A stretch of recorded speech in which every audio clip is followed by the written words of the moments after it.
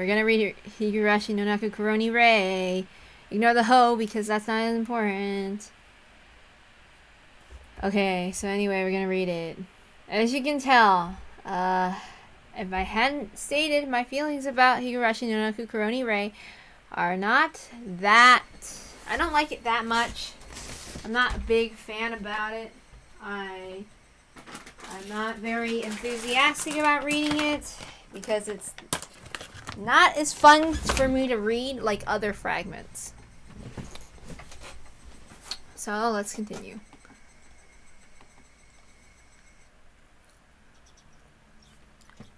I hoped Sadako would be there when I woke up that morning. I hoped this baffling world was just a half-awake dream of mine. So when I awoke, not to a familiar ceiling, but to the one in the Furude main house, I could feel nothing but disappointment. My mind hazy recalled the situation I'd been put into. Thanks to my own carelessness, I've gotten lost in this strange world. Hanyu's power couldn't reach here. It would be incredibly difficult to escape. It was like trying to climb up the spider's thread to paradise. But the spider's thread was still there. No matter how thin it was, its presence meant there's still a chance. To discover what was blocking Hanyu's power. And I didn't even know what it looked like. The only possible clue was that Hanyu was the deity of Hinamiza, so it was probably in the village somewhere. I picked up the crystal ball which I snuck out of the ritual implement storehouse. The ball gave off a weak and somehow unnatural light. I pressed it to my forehead. I could sense a faint presence that only eyes of which could feel. I was sure that whatever I need to find, I get the same feeling from it as this. But again, like the crystal ball, I probably have to hold it to my forehead to sense anything. It didn't seem like anything would be as simple as wandering about until I felt something. But if it was related to Hanyu's power, like that crystal ball was, it was almost certainly in that storehouse. Unfortunately, the storehouse was a complete mess, from everything from the ancient torture devices, to piles of old documents, to mountains of trash I didn't even know how to use. The only place with any semblance of cleanliness was the space around the vessel and the altar. Finding anything, especially an object as small as this crystal ball, would be no simple matter. Rika! Eat your breakfast and hurry on to school! I heard my mother's voice from the kitchen. The school in this world wasn't the only one I went to. If I had time to go somewhere I didn't belong, I should be using it to search the storehouse. But there was no proof of my search that would only take 1 or 2 days. I really hate to say it, but since I didn't even know what it looked like, maybe I need to prepare myself for the search to take years. If I didn't go to school, Chie, the ever-conscientious, would call the house to see if I was staying home that day. If that happened, it would cause trouble with both the school and my parents. I couldn't imagine how much time the search would take.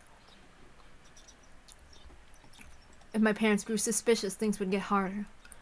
Slow and steady wins the race, I guess.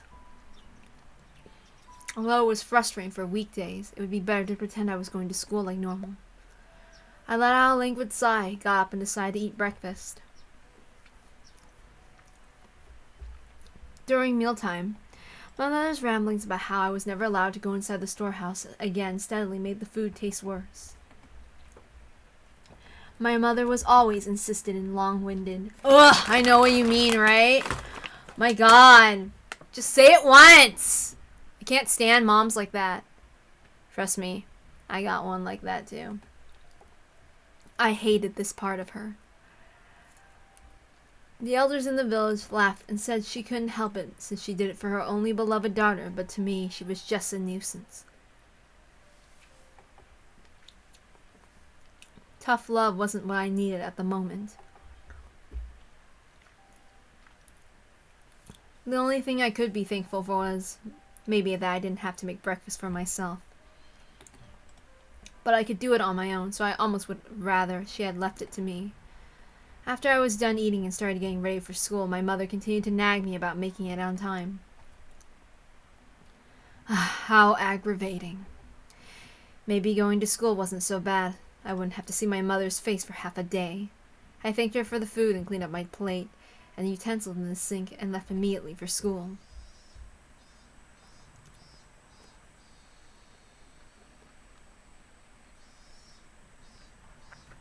I can say that because I don't have a good relationship with my family, okay?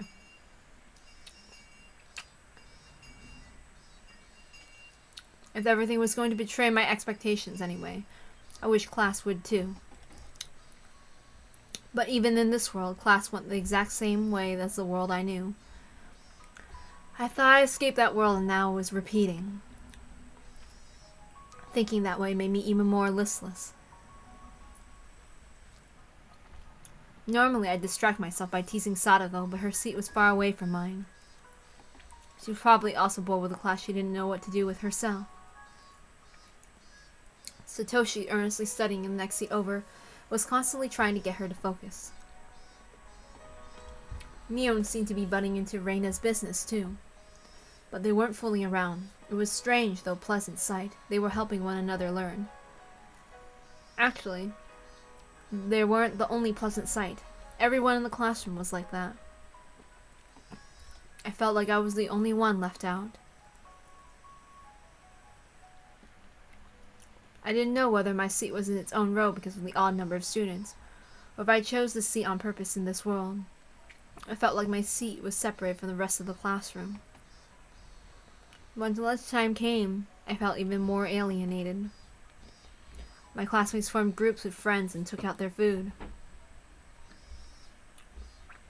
The club members who would always eat with me weren't there. Sadako was part of a circle of several friends, including her brother.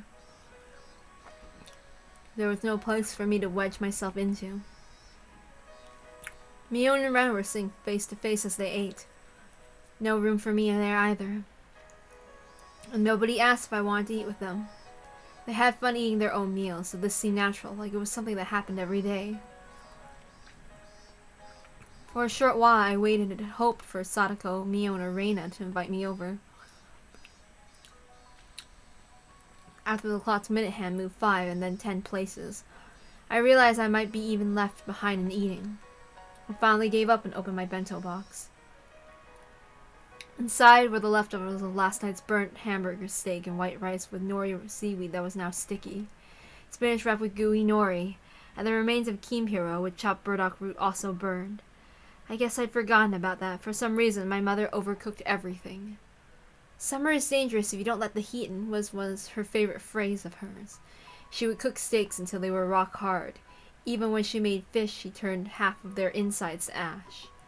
Even Sadako was better than that. At least she knew how to cook hot things. And when I learned how to cook from Hanyu and started to make things better than my mother, she must not have been happy.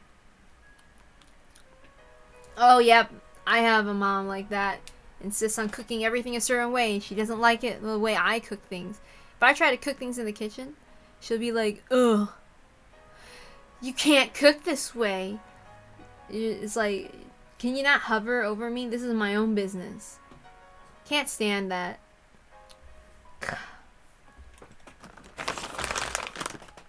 It tasted terrible, too. No presentation, either. If Mion decided to have a bento contest and I only had this, I'd end up in last place. But there was no club in this world, so I didn't have to worry about that.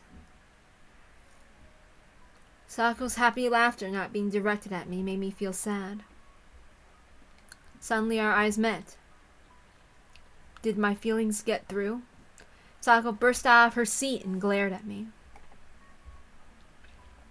What are you staring at? If you have something to say, say it! I don't have anything to say. Stop it, Sadako. You just happened to look at each other, didn't you? It didn't just happen! She was staring at me this whole time! It's just getting gross, come on!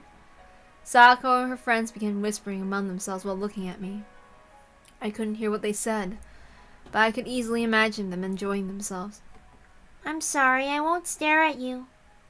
I hope not. You are making my crinkle cats taste worse. I angled my desk a little so I couldn't see Sadako and the others. At first I had called this world Sadako cold, but it looks like I was mistaken.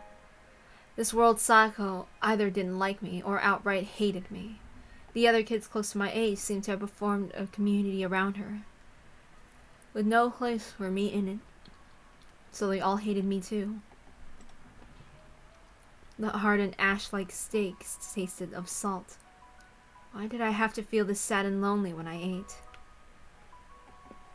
In all the other worlds, all the club members would enjoy eating lunch together. Sadako would be there, and Rena and Mion and Keiichi. Everyone would be having fun and spending their break cheerfully and noisily. That was when Rena came over and peered into my bento box. Rika, you have steak and spinach for lunch today? That looks good. It was clear that Rena had come over to try and comfort my distress, and for some reason, that was frustrating, so I didn't want to answer her. When I stayed silent, she held out an octopus-shaped sausage in front of me. I'll trade your spinach for my octopus, okay? Rena, trying to be nice as I ate lunch alone, hated by my classmates. I just couldn't accept it. I suddenly said I was going to wash my hands and left in the bathroom stall and covered my face with toilet paper and cried. The tears soaked through the paper and crinkled it up, but I didn't care. This was fine. It was better if I didn't have friends in this world. I had plenty of friends in the one I needed to return to. There, even Sadako was my irreplaceable best friend, and all the club members who would never leave me alone during lunch hour were waiting for me. Why would I be sad that some Sadako I didn't know was being mean to me in a world I didn't care about? Why would I be? But despite the lies I told myself, I couldn't stop crying for a while. I decided to steel my resolve and wait for school to end. Then I'd run back home and saying I was going out to play and sneak into the ritual implement storehouse again. That was the only way I could get back to my original world. I had to try to do my best for that purpose alone. Okay. I looked into the mirror in the bathroom to see a face red from crying. If Chie saw me like this, things would probably get even more complicated. I washed my face and spent the rest of lunch break quietly in the corner of the classroom.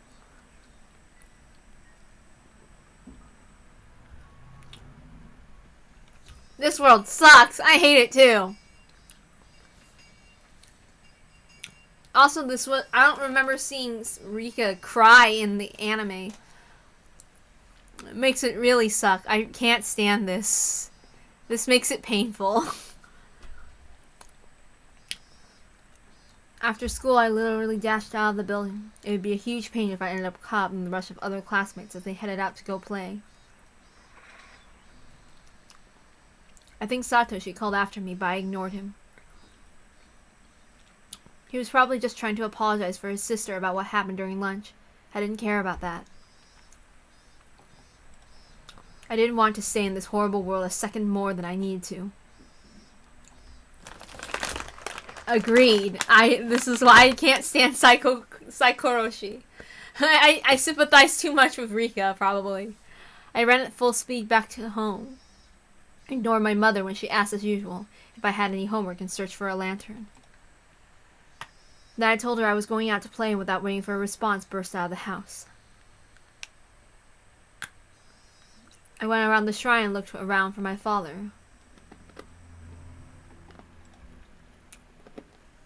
I saw a note hanging on the assembly hall that said there was a Shrine Association building. I could hear my father's voice amidst the lighthearted chatter. It was the same opportunity I had yesterday. Today I have to be careful not to let on that I was inside. After making sure nobody was looking, I climbed up the tree I got in the hang-up yesterday. I'd been scared of the height before, but I wasn't afraid any longer. Probably because I cried my eyes out and resolved myself during lunch. What I really had to be afraid of wasn't heights from my parents or the cold-hearted Sadako. It was not being able to return to my original world. The next scariest thing would be losing contact with Hanyu, I think. In the darkness of the storehouse, I took the crystal ball out of my pocket. Its weak glow seemed a little more energetic than yesterday. Maybe as she rested a little of her power would come back. Nevertheless, it was still weak. If I wasted it on fruitless conversation, the light might go out entirely. I firmly squashed down the desire to check and make sure I could still call her and turn on the lantern. It was time to go treasure hunting. Was there anything around, anything only I could feel? Something that felt the same as this crystal ball somewhere. I closed my eyes and honed my senses and hoped. But all I heard were the cries of the cicadas. I hadn't expected anything else. It looked like this would be a tough nut to crack. Too optimistic. Searching the entire storehouse. How much time would that take? I didn't want to imagine it. But I had to do it or I couldn't go home. I'd do it systematically. Start in the corner and go in order. Without knowing what it looked like, I'd start in the corner and go from there, not even letting the water pass. And despite all that, I had no proof it was even there. I felt like it would be easier to just fight Takano and the mountain dogs again. Ooh, Bellflower is playing. I love that song.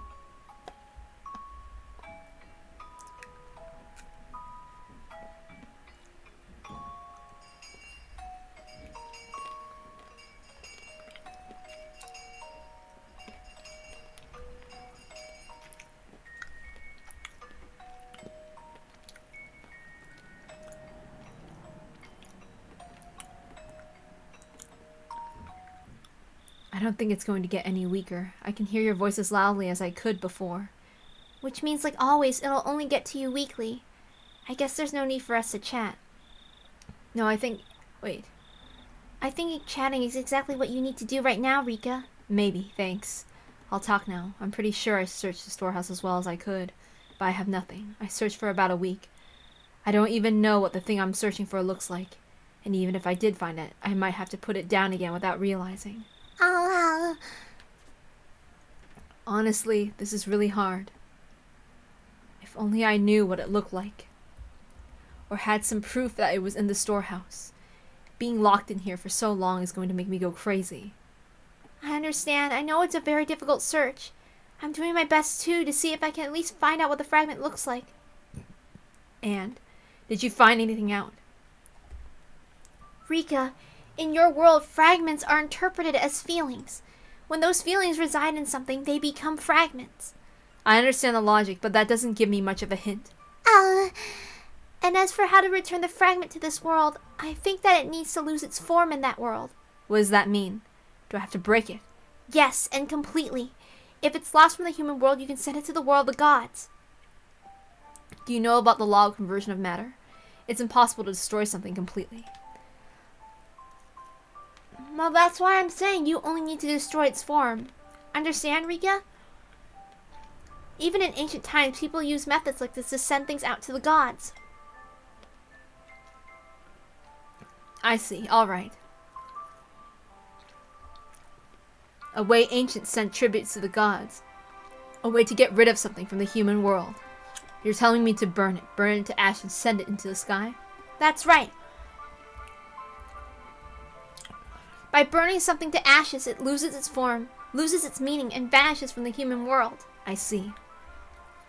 So I need to burn whatever is housing the fragment. Or pray it's easy to set on fire. If it was a boulder, I have to throw into a blast furnace or something. Actually, Rika, the fragment might not only be an object. It's possible it could be in a person, too. I see. Because the fragments are feelings. They might not only reside in objects, but Hanyu. If it was a person, what would I do? You're not telling me to burn them to ash, I'm sure. The meaning of a human disappears the moment they lose their life. That would make sense. Corpses aren't people anymore. So if the fragment is residing in a person... I believe now I've been searching for an object Maybe it doesn't even have to be that. I'd have no problem burning an object. But it wasn't an object, but a person. I don't like this world. For some reason, only bad ideas turn out to be true. I can only pray it doesn't turn out like that. If only bad ideas turn out to be true, then I could take advantage of that and search there first.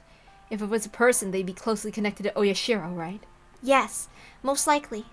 Is it possible it's me? No, it isn't. If you were the fragment rejecting me, you wouldn't be here talking to me right now. Which means, next is my father, the head priest of the Furude Shrine, and my mother, the carrier of the Furude lineage. If it was one of them, I'd just have to kill them, right?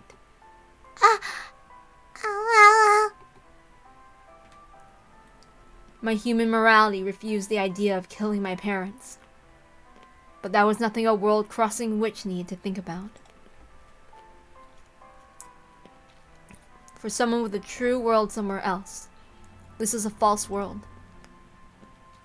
Meaning it was the same as a dream. Murdering someone in a dream was no different from doing it in delusion or daydream. There was nothing to consider about committing the sin in this world. Hanyu was making sad ow ow noises, so I told her how I felt.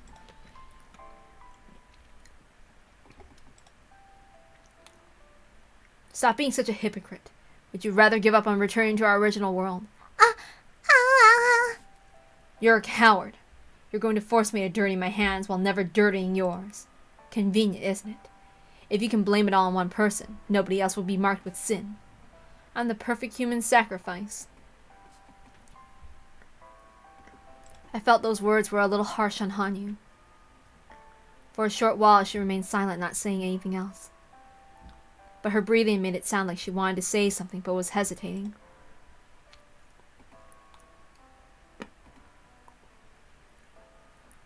I want to go back to the final world. Rena said this once. I wonder how much we're allowed to struggle in order to be happy. I didn't think there was a limit to that effort. But Keiichi changed that. There's no limit to effort, but you have to talk to a lot of people to get their advice on whether your efforts are misplaced or not.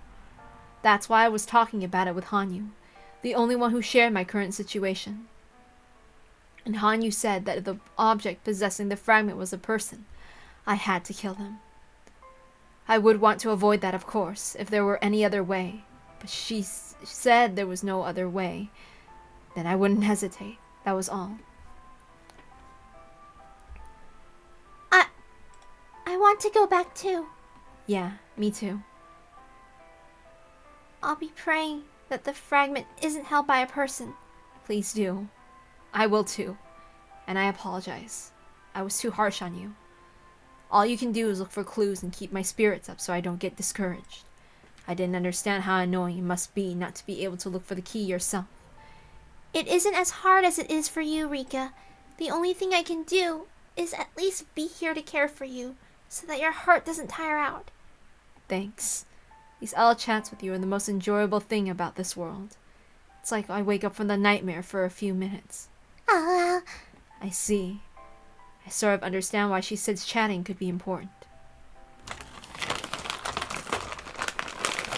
Hanyu was the only one I could talk to from my original world. If I lose contact with Hanyu, maybe my very connection to that world would weaken, and my memories would blur, and that would simply give birth to a miserable, broken-hearted girl living in delusion that this world wasn't the one she belonged in.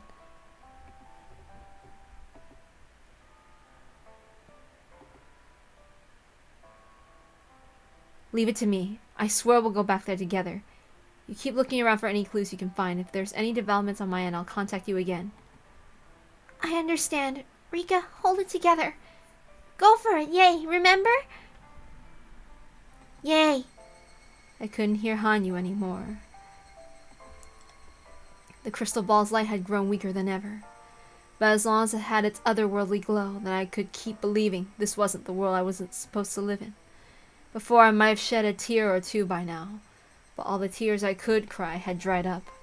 I gripped the crystal ball tightly, saving the cheer Hanyu had given me. Do your best. Go for it, yay.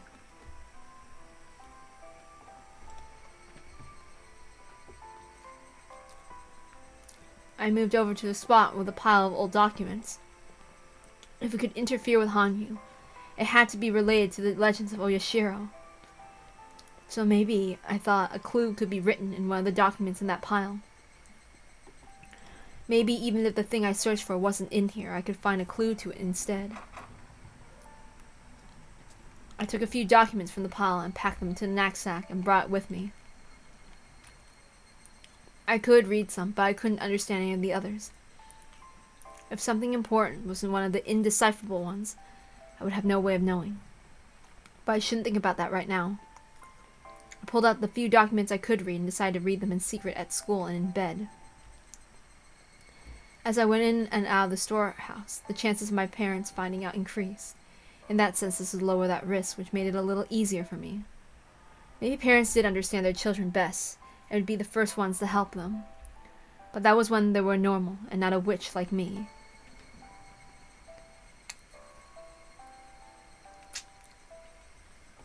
If their daughter started babbling about not being from this world, they'd probably tie her down and summon a noisy ambulance. If I were a little more cunning, I could flatter my parents and put the work in to make this world a little more bearable.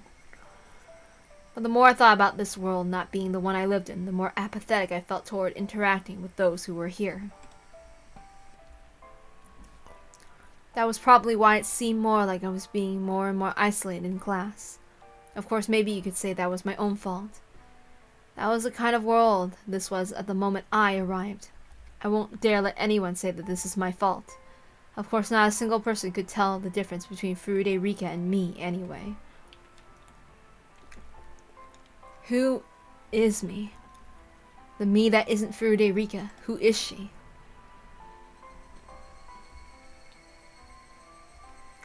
I came around to a quiet electronic beep. I looked at my watch and noticed it was already evening. Being in here made me lose track of time. The other day I was out way past curfew and I was scolded for a long time. The alarm on my watch was to prevent that. Letting my relationship with my parents grow any worse could make everything else more troublesome. I should call it quits for today. With practiced motions, I climbed the bundle of chains and headed through the exit in the roof.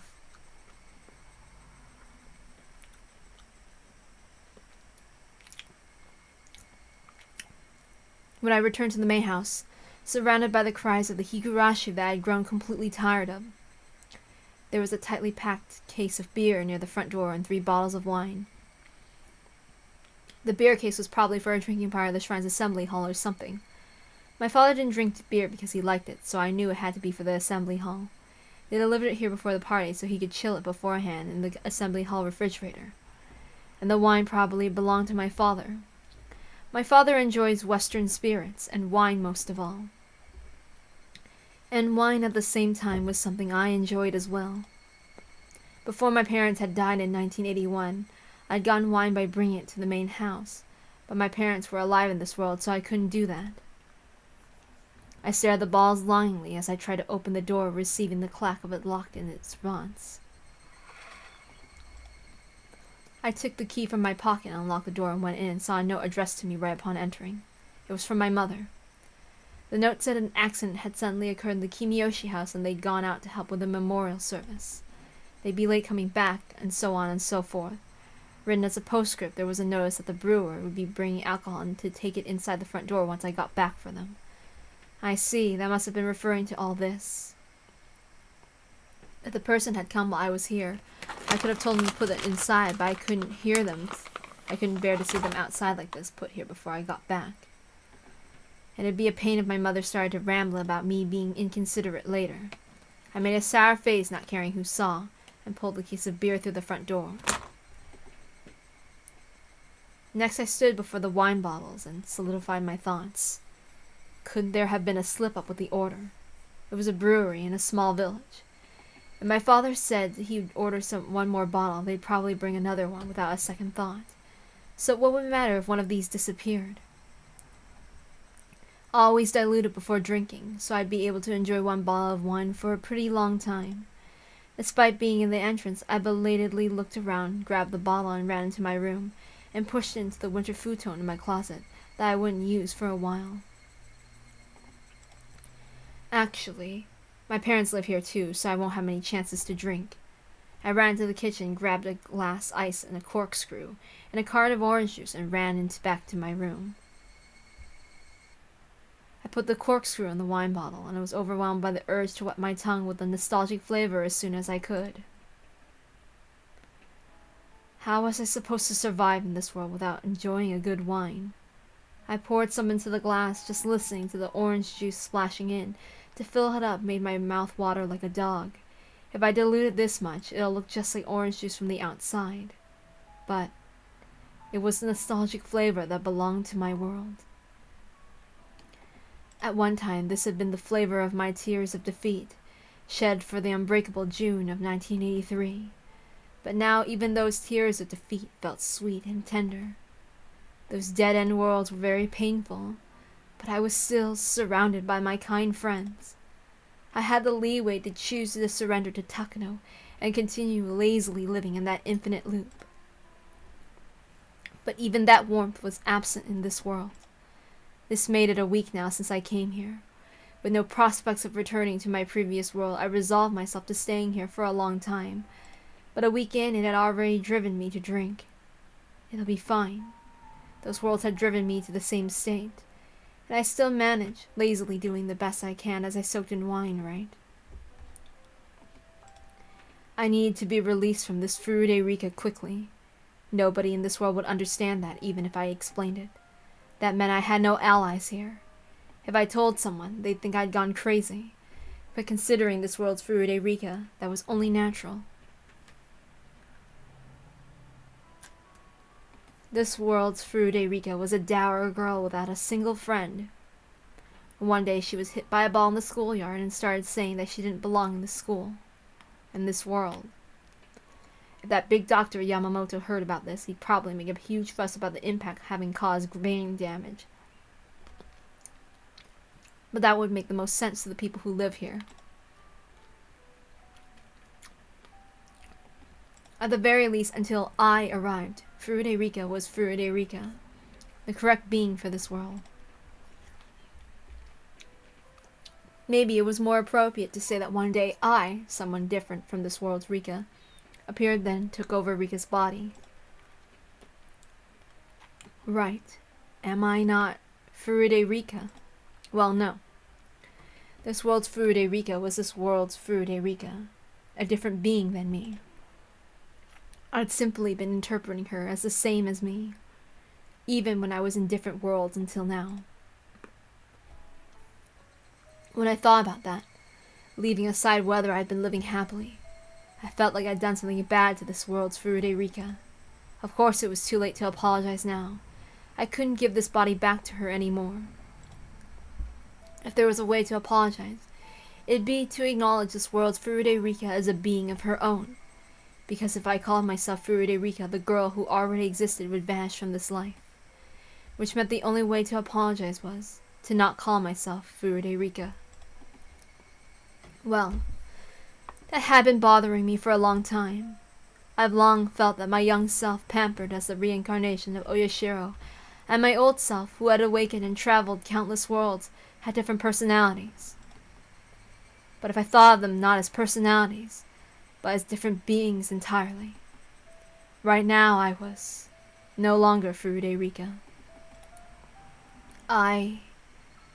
Who am I? I stared vacantly at the wine bottle. Did I like this brand? My father always loved to drink this wine. As a result, I borrowed it in countless worlds, and I love to drink it even now. Right now, I couldn't even be lazy without borrowing the power of alcohol, and this wine comforted me. Just a little. At this point, I couldn't go on without this wine.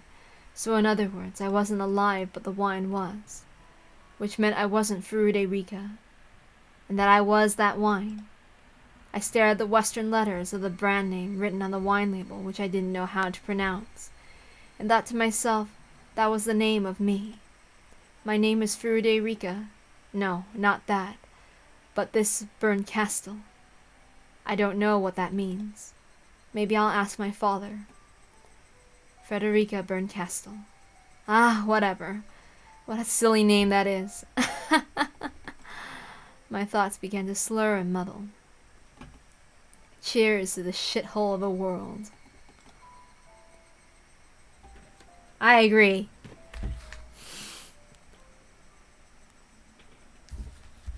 Thank you for making my food all the time. Nipa!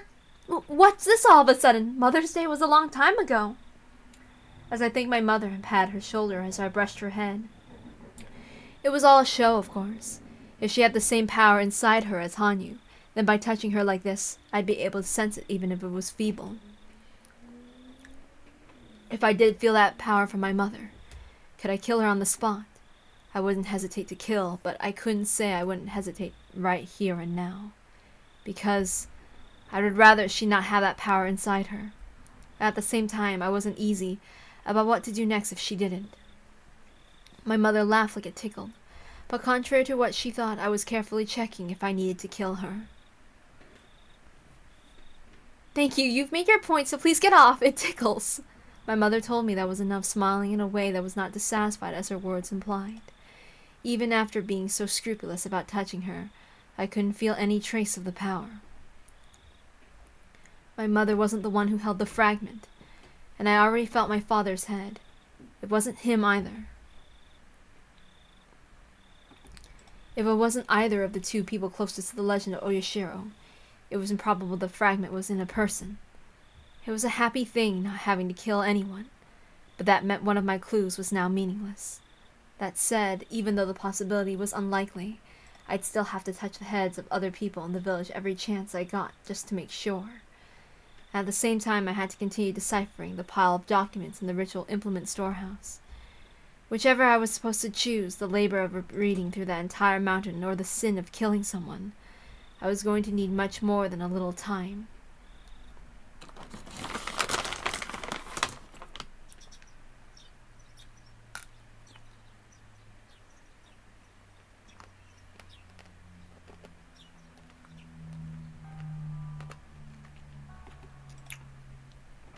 I lost track of how many mornings it had been since I drifted to this world.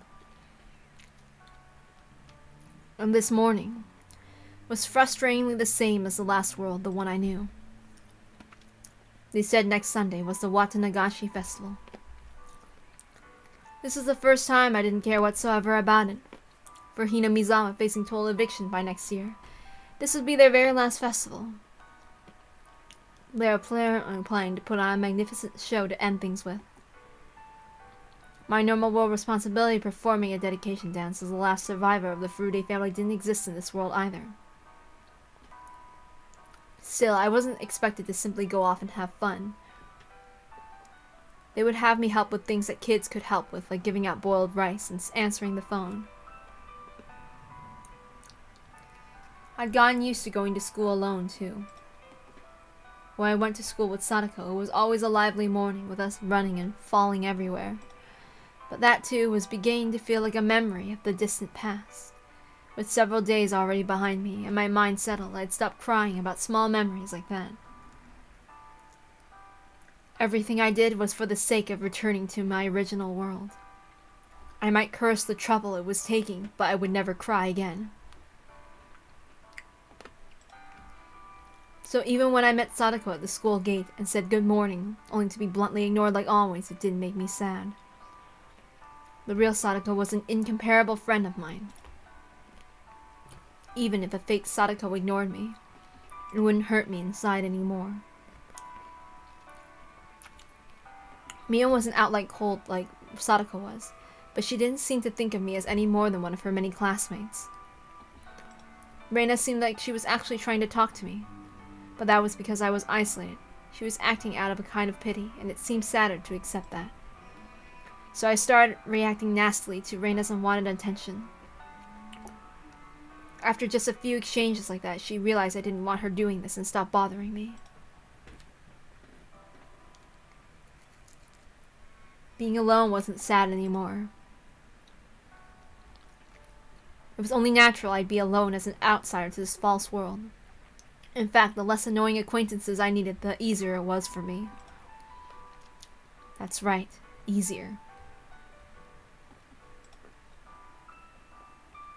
When I started feeling that way, then even if nobody talked to me during lunch, nobody invited me to eat with them, and nobody asked me to play with them after school, I was totally okay with it. With so few students in the classroom, if I took out a book not related to the class, Chia would confiscate it right away. I probably wouldn't be able to read the old documents while she was teaching.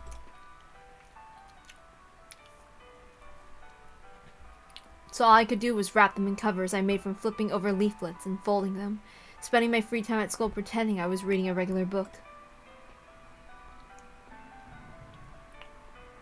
We weren't allowed to bring comics to school, but the unspoken agreement was that you could read novels as long as you didn't do it during class.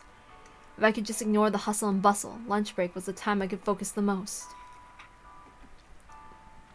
Somewhere in those countless worlds, there was a time where I got bored of my daily life and read a lot of old documents. Thanks to that, I knew the gist of their contents. I just hoped there was a clue somewhere in them about the fragment rejecting Hanyu from this world. It had been raining since midday. All my classmates stayed in the classroom for break, venting their pent-up energy indoors. Thanks to that, it was bothersome, loud, and uncomfortable for me. What's with that gloomy look? What are you reading? At the same time those words, my old document was taken from me, and there was Sadako's face smiling evilly. What the heck? I can't read this! Sadako looked at the old document she'd stolen from me with disgust. While someone as ignorant as Sadako had no way to understand it, I learned how to read classical Japanese from my father, even if I had to go over each line several times to figure it out. Of course, for Sadako, it wasn't about what it said. She seemed more amused about how unsanitary it looked, with dirty letters written on the dirty paper. But even if it was nothing more than a filthy book to her, to me it was something that could hold a clue. When I tried to snatch it back, she threw it to another friend as though she'd seen the attempt coming from miles away. What is this? Eek, it's gross! The girl who caught it threw it to another kid, and that kid, after his face scrunched up by the filth being given to him, grinned like an idiot and threw it to someone else. Over here, pass it! Over here! Meow, pass! Several of my classmates threw it amongst themselves whenever I chased after it, teasing me. At some point, Mion had joined their circle. It had turned into classroom-wide bullying. Today wasn't the first time this had happened. Actually, maybe before I came here, it was always like this. Even in a classroom with just 10 people. An order existed, and so did cliques, belonging to none and not wanting to. I was the weakling in the room, and thus clearly the one it was okay to torment. Reina was the only one who said they should stop, but nobody listened to her. My classmates wanted to fool around. They probably wanted to tell her I was the only toy in the room, so why shouldn't they play with her during lunch break? But in the last few days, I had left heartwarming territory and moved into aggravating territory. This Sadako clearly treated me with spite. When I thought about it now, the accident with the ball in the schoolyard that brought me into this world, she'd obviously been aiming for Rika, who had just been standing there in the yard. Was Sadako always this oblivious to the pain of others? She understood people's pain best because even though she said mean things, she'd been through the worst of anyone. I see. In this world, Sadako's parents were alive, and the villagers didn't torment her. In other words, she hadn't been through the worst of anyone. Personality isn't wholly determined from birth. It's also something cultivated over many events and experiences. With all her lucky dice rolls, this is how Sadako's personality had turned out in this world. In other words, the Sadako was only the same on the outside, but a completely different person from my best friend on the inside. Once I understood that, the sadness of Sadako tormenting me disappeared. And in its place, she began to look like a horrible brat just getting in the way of my haste to return to my original world. Don't bother me. I don't care what any of you do in this lunatic world. But I'm desperately working to return to my original one, so stay out of my way! Come on, Fruity! Over here! Over here! The old document made its way back to Sadako again. This time Sadako started teasing me, waving it around to say come and get it. She held her nose and made a sour face like she was holding up something filthy, earning laughs and jeers from the rest of class. I went straight for Sadako, and of course she threw it next one line. She must have thought it would make me go over there next. but I didn't care where the document was. Instead, I charged straight at Sadako. I tucked my nails into the bases of my fingers and clenched my fists. I decided this was the fastest method to explain how important this was. It made her understand and prevent any reprisals, all in the very short period of time. I swung my right fist at Sadako's face. The tip of my fist blowed into her face before her left eye, leaving an imprint that wouldn't soon disappear. I promptly grabbed a clump of her hair and pushed her to the floor, and took a nearby chair and raised it over to my head before smashing it into her a few times. Sadako didn't know what had just happened. Confused by the sudden violence, she just curled up like a turtle. It looked a little crazy hitting her with a chair like this, but it wouldn't hurt her very badly. I raised the chair and slammed it down over the top of Sadako's upper body, exactly as if it told her to the ground. I lifted my foot above the chair and stomped on it like I was hammering in a nail. Sadako, you're being a little annoying. I was tolerating you since you look like a friend of mine. But that shrill voice of yours is really starting to get on my nerves. If you come within 1 meter of me, I'll punch you right away. No excuses. Hope that's all right. Are you listening? I stomped on the chair again and finally saw an expression of fear arrive on Sadako's face. I knew this was the best answer. When given the chance, I had to give it to her straight. But it made me mad. I was the last one in the world who wanted to see Sadako looking like that. I was the one who was forcing her to make that expression. It made me sick. But it was fine in the end.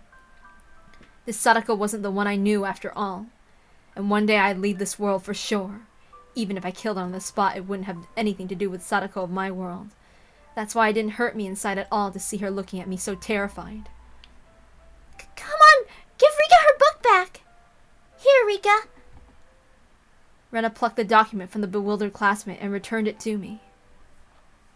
So forgive Sadako, okay? You went a little too far. And stealing my important book and cutting into my precious reading time wasn't going too far. That isn't what I meant. You don't have anything to do with this, so step aside. I just wanted to get this back. I kicked the chair over, indicating to Sadako that she'd been released.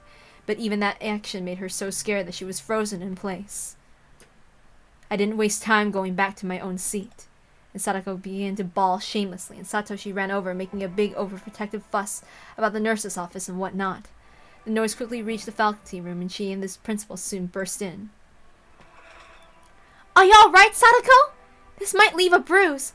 Satoshi, please take her to the nurse's office and have her rest. I'll call Yamamoto. While Chie was talking, the principal must have asked Mio what had happened in the classroom. Mio spoke to him in hushed tones, glancing my way. She was probably saying she had no part in this. Nasty Mio might say that. She didn't betray my expectation. The principal came over to me and told me to come with him to the principal's office. This usually happens when a bullied child happens to bully back. A side effect of bullying, perhaps. I was seriously fed up with everything, but my goal had only been to scare Sadako off from bothering me ever again. Now that I had done that, I decided I needed to calm the situation down. After being brought to the principal's office, he kept asking me why I punched Sadako, and lectured me that violence was never the answer. But regarding her taking my book and tormenting me, he admitted she was at fault, and I felt a little relieved. This is a fairly difficult book. Is it from your house, Furude? Yes, something like that. I don't dislike classical Japanese, but this one seems fairly difficult. Can you read this? If I couldn't, I wouldn't have been reading it. You do have a point. Would you mind telling me a little about what's written in here? His behavior wasn't one out of interest in the book, so much as an act dripping with pity, like he wanted to ease the mind of someone alienated and bullied in class a little. Accepting that would do nothing but further amplify my current unhappiness. I don't want friends anyway, and I don't want you to be my friend either, Sensei. May I leave now? I want to continue reading as soon as possible. Furude, it's good to read books, but don't you think you should play with your friends once in a while? My friends are somewhere else far away. They're not here, so I don't care. Does that hand hurt at all? Huh? Oh. I didn't realize it until the principal pointed it out. I must have scraped the skin on my hand when I punched Sadako as hard as I could. A little bit of blood was seeping from my right fist. Yamamoto's in the nurse's office, so go and see him and get that bandaged up. I will. Furude, School isn't only for studying, it's also for making friends. I'd like you to take that too. Excuse me. I gave him a quick curtsy. This world's principal wasn't the principal who was allowed to lecture me, so I didn't have any desire to listen. On my way to the nurse's office, I passed the classroom. I met eyes with several students inside, but they immediately looked away. Maybe this will work out. I'm more comfortable with them being scared than teasing me. When I went to the nurse's office, the doctor was just putting a big piece of absorbent cotton under Sadako's eye. Chie, who was with her, looked at me and walked over with a scary look on her face. Okay, you two. Sadako apologized for taking her book, and Furude apologized for punching her. Sadako, who'd been scared and weak in the face of a sudden violence earlier, must have calmed down, and now she looked dejected. She looked like it didn't make sense to her, how she was only teasing me a little, and I suddenly went crazy for no reason and hit her. If she was like that, there was no way she would apologize first. Of course, I had no duty to apologize either, so I wouldn't apologize first. Come on, both of you! You're going to stay here until you apologize to one another! Chie yelled at us. Killing making a sour face, I held my bleeding fist out to Yamamoto. Oh, you're bleeding. Take a seat. I'll disinfect it. Both of you! Are you not listening to your teacher? Apologize! I sensed that if we kept making Chie mad, she might tell us to stay after school. What did she think this was? Like hell, I'd let some school I don't care about do their little lecturing nonsense at me. Every second of every minute is precious. I can't waste a single one. Once I understood that, I was the first to act. As Yamamoto disinfected the wound, I smoothly gave her my apology. Hojo, I'm sorry for punching you and stuff. Even as I was appalled of how insincere my apology was. She probably felt the same way, but at least she appreciated the words. See? Furude apologized. Sadako, you apologize too. I'm very sorry for taking your book and playing a joke on you. Sadako's own apology was no less disingenuous than mine. I glared straight into Sadako's eyes, warning her to never bother me again. But Sadako, in her rebellious phase, it would take a lot more than her to make her wince. She returned my glare in kind, as if to say she'd get me back next time. Chie sighed, unable to do much about our insincere apologies. The bell signaling the end of lunch break rang. Sadako, let's go back to the classroom. Furude, you come back as soon as you're patched up. Chie followed Sadako and left the nurse's office. I didn't give them so much as a glance and just held my right hand out to Yamamoto. The stinging pain of the disinfectant was somehow weak. The hand receiving treatment didn't even feel like my hand. I suppose it wouldn't. It's Furude Rika's hand, not mine. Everyone must feel lonely that school is ending next year, aren't you? No, not really. After living here your whole lives, your homeland will sink into the lake. It has to be sad. I understand how you all feel. That must have been Yamamoto's interpretation of the strained atmosphere in the classroom. If he was convinced of that, then maybe it was fine. It didn't matter to me. Even you had a lot of friends until not too long ago, but everyone you got along with happened to transfer schools at the same time. I'm no stranger to how sad it feels to be suddenly left all alone. Friends I got along with? Tomina, Okamura, and the rest, of course. You always spent time with the boys since you got along with them, didn't you? I think they were pretty partial to you as their only girl in their group, though. I see. Even Furude Rika had friends for a while in this world. And thanks to a stroke of bad luck, they all transferred out together and left her behind. But they're not your only friends out there, right? I understand how lonely you feel, and you may feel that you only know them until next year. But I think it'd be good for you to make friends with the other kids in class and enjoy your time with them. I don't want to get close to them. My real friends, as you said, they went far away. Very, very far away. All I want is to go there. When did you start talking so much like a grown-up, Rika? I guess I just feel like it. Ever since you got knocked out by the ball yesterday, I feel like your expressions have grown darker. I'm worried about you. I didn't know how close this Yamamoto man was to Furude Rika, nor how much of her she knew. But judging from his words, he seemed like the kind of adult who understood children's feelings, just like the Irie in the previous world. When the ball hit her, I think Furude Rika died. If that's all it took for her to die, nobody could play dodgeball. If you died back then, wouldn't that make you a corpse? Yamamoto laughed a little, but not completely to tease me. It was just to urge me further along. So Yamamoto wasn't just the doctor at the nurse's office, but a mental counselor for students at a susceptible age. It looked like he wasn't Irie's replacement for nothing. For some reason, I felt like opening up to him a little. Maybe it was because he didn't exist in the world I knew. Right now, everyone who was in the world I knew, no matter who it was, made me uncomfortable. That was why I felt like opening up specifically to someone who wasn't in that world. After all, Yamamoto probably thought I was just a girl hitting puberty. Whatever nonsense I spouted, he would nod and agree. I'm not the Furude Rika you and the others know. What does that mean? Who are you then? For now, I've decided to take the name Burncastle. If I called myself Furude Rika, it would be rude to the person who originally had this body. Burn. A German name? It's almost like you're a space alien. Where'd you come from? From a different world. If I had to compare it, it's like a world of what ifs.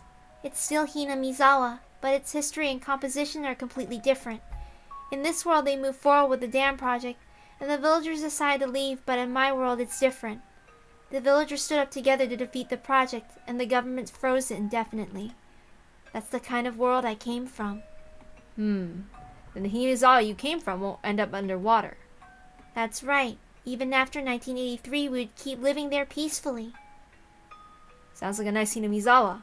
I've taken a liking to this area as well, so the eviction is really painful for me. I suppose I'm jealous of the Hinamizawa of the world that you say you're from. Could you tell me more about that world? The first step in counseling was to agree whatever absurd story the patient could come out with. If I didn't know the piece of trivia, I might have teared up at Yamamoto telling me to continue. But I couldn't resist the temptation to keep going. He encouraged me and I kept talking. In that world, there was a big protest movement we called the Dam Conflict. It took years for them to withdraw the proposal, and through that conflict, the villagers came together. Everyone got along, and all the students were friends. We even had transfer students come in from outside the village. And we made a club where we could play games with Miona as the president. And while Sadako was very unfortunate, she was good friends with me. And then... Poor Sadako! Why did the village have to bully her like that? If everyone was happy, they shouldn't have been mean to her. They should have let her into their happy circle. They don't say those things to be mean. That's just how my world is. And she might have had a more painful fate than this world's Sadako. But that one was my best friend. One I couldn't replace or compare with anyone. So seeing the way Sadako is in this world makes me madder than it should. You can't tolerate her being mean to you when she looks the same as your real friend? Yes. Yamamoto heaved a heavy sigh and stared out the window with his arms folded. It looked like the rain outside had let up somewhat, but it was still drizzling.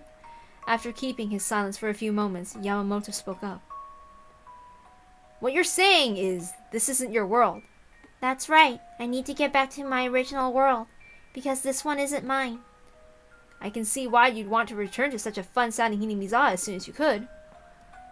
But is there a way to even do that? There is, but it's very hard to find. I see. So what do you have to do? A fragment is lost somewhere in Hinamizawa, I think. Because of that fragment, Hanyu, or I should say Oyashiro, can't come to this world and bring me back. Oyashiro? You mean the deity worshipped at the Furude Shrine? It would take too long to explain, but basically yes. I traveled through countless worlds with her. This world just happens to be one of the ones I drifted off to. So as soon as she can get there, I plan on leaving. That escalated pretty quickly. In other words, normally you and Oyashiro would come to this world together, but Oyashiro, the one with the power to bring you out of this world, can't get in for some reason. Which means you've been left behind like a boat that drifted ashore? Generally speaking, yes. The fragment blocking her is somewhere in Hinamizawa. If I don't find it and burn it, I can't go back to my old world. Where might that fragment be? Somewhere. A fragment is feelings. So it has to be something with those in it. I don't know what kind of object it resides in, and there's no proof it's in an object at all. It could be inside a person. I just don't know. You said you'd burn it if it was an object, right? What would you do if it was a person? Hanyu said if it was a person, killing them would amount to the same thing. I'm praying the fragment isn't residing in a person. Who is this Hanyu? A new character? Oh, it's another name for Oyashiro. Hanyu's actually her real name. I think Oyashiro was just a name the villagers gave her later on. I see. What was written in the book you were reading? No, not exactly. Yamamoto's arms remained folded and he groaned in thought. Another silence settled, with rain being the only audible sound. Maybe I'd gotten nervous. I knew it wouldn't solve anything to talk about it, but I did anyway. Yamamoto was probably wondering if something was wrong with my brain. I could guess that by looking at his complicated expression.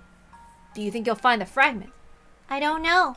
Since it can interfere with Hanyu, I figured there'd be a clue in something related to Oyashiro, which is why I was reading those old documents. I was searching for a clue to search for the fragment, basically. I see. I do hope you find it, but if it was a person, what would you do? You wouldn't really kill them, would you? It's hard to answer when you put it like that, but if that was the only way to return to my old world, I might not hesitate. After all, from my world's point of view, this world's just a delusion, a daydream. Whoever dies here, they'll be alive in my world, so it doesn't matter. I see. But hold on a moment. This world might just be a dream to you, but it's the real world for me. It wouldn't be good if somebody was killed, no matter who it was. I understand your logic, and I want nothing more than to get out of here without having to kill someone. Let's get back on track. This Hanyu who tells you about how to get back to your old world, how does she tell you that? Is it something like a divine message? Or does she appear in your dreams? No, nothing that vague. I talked to her. There's a crystal ball that acts as a communicator between us. Would I be able to talk to this Hanyu as well? That would be the fastest way, if you could talk to Hanyu directly. That would be enough to prove my nonsense true, but I felt uneasy. Even if I could talk to her, Yamamoto might not be able to. Those kinds of magic items come up pretty often in stories. Maybe it was worth trying a shot. I took out the crystal ball from my pocket. That marble is the communicator? That's what it looks like, right? I thought the same thing. The crystal ball's light was extremely weak. As it got dimmer, it was also taking longer to restore lately. After talking to her several days ago and the light weakened again, it was having a hard time recovering. This much light wasn't quite enough. It looked like it needed a little bit more time to recover. Can you see the light in this marble? I wonder. Maybe it's just reflecting light. But it is very pretty. Is it from a Mamune bottle? Of course not. It's a Furude Shrine treasure called the Kamu no something, and we should be grateful for it. It's rude of me to say, but I agree that it looks like a Ramune bottle marble to me too. From the Furude Shrine. So how do you use this to talk to Hanyu? I put it to my forehead, and when I do, I can hear her voice. Yamamoto immediately tried. He shut his eyes and let out a low groan. It probably wouldn't work. I couldn't tell if it was, because it wasn't me or the power was too weak. I'm sorry, but I can't hear anything. What about you? It needs to recover a certain amount of power to talk to Hanyu. Let me have it. It doesn't work for me either. You can't hear Hanyu's voice if the crystal ball doesn't have all its power. I pushed it tightly against my forehead, but all I felt was a cool sensation. I couldn't feel the power in it. I see, that's a shame. In a few days, some of the power should return. If you give me some time, I'm sure I'll be able to talk to her again. If you let me try again then. I see, then once you can talk to her, would you mind letting me talk as well? Yes, of course. At this rate, you'll think I'm crazy in the head and it'll all be over. It would leave a bad taste in my mouth if I didn't clear up such a rude misunderstanding. How long does it take for the crystal ball's divine power to recover? Not much longer, I think. It might even be fine after one more night. Once its power comes back, I'll tell you. Thank you, I'll be waiting. If you do, let me talk to Hanyu. How about I help you go back to your old world too? Does that sound good? Really? The simple word help made a deep impression on my mind. If someone other than Hanyu were around to understand me, it would obviously be a reassurance. And with two people, the time it would take to go through the piles of literature would be halved. I'd welcomed the help of a cat at this point, so I was really glad. On the other hand, I had to think about what Yamamoto felt. For Yamamoto right now, I was a dangerous person who said she might even commit murder over a delusion. He was only speaking to me in such an understanding way to try and keep communication going. It didn't mean he actually believed me. But if Hanyu and Yamamoto could talk, it could clear away all those fears. Then he'd have to believe in the supernatural phenomenon of Hanyu and me. But the real world didn't usually work out that well. After all, even if I made Hanyu talk to him, it could end the way it always does with Yamamoto not hearing anything. I could convey what she was saying, but he couldn't believe it. But that didn't mean I had the option of not trying. I wouldn't give up even before doing it. I'd try everything. Wasn't that the lesson I learned from this 100-year journey? Promise me, if you can talk to Hanyu, you have to believe me. Wait, oops, sorry. Promise me, if you can talk to Hanyu, you have to believe me. Even though all she says is ow and doesn't really act like a god. I promise. If you let me talk to Hanyu, I'll believe your story, but if I can't talk to her, what will you do? I didn't actually think he'd reply like that, and it confused me. What do you mean, what will I do? I promise to believe your story if you win. Then why not promise me that if I win, you'll believe my story? That sounds fair, doesn't it? What story do you want me to believe? Well, I could imagine it without having to ask. He'd probably tell me to go to a largest hospital and have my head given a proper look at. Of course, there's absolutely nothing wrong with my head, so it would come up with 0 results. When that happened, they'd say I needed to take care of my mind and give me psychotropic drugs or something. I heard this from Rena before. There's a drug that makes you feel incredibly lethargic, unable to do or even think anything at all. Dangerous patients think terrible things, and sometimes actually do them. The drug stopped that from happening. If they made me take that, it would be the same as killing me. It might seem like a fair condition, but it looked to me like the scales weren't in my favor to begin with. I shouldn't have told this stuff to a man I barely knew. After that, I began to regret my decision. Could I fool him and said, "It was all a joke, did you believe me? Meepa?" If that was going to be my last resort, I could use it as my attempt if Yamamoto and Hanyu communicate failed. I couldn't abandon the possibility that Yamamoto could be my ally without trying first. Then I'll keep a slot open tomorrow just for you, Rika. Does that sound good? He made his suggestion, taking a notebook out of his coat and going over his other appointments. I nodded and I said I agreed.